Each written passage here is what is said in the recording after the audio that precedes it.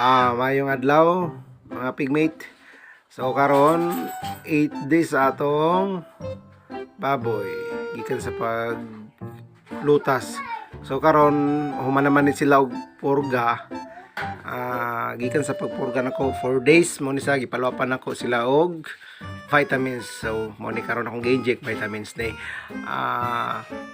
Atong piglets karon dati 14 heads man eh. So karon is 12 heads na lang, kaya ang isa akong gigawas, gihiktan ako kay possible ako tong himuong anay.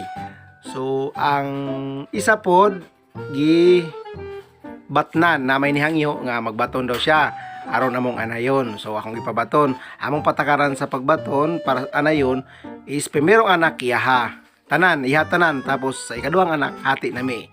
So mo to. Ang salamat. God bless. Ug diri lang ta ko to. Bye bye.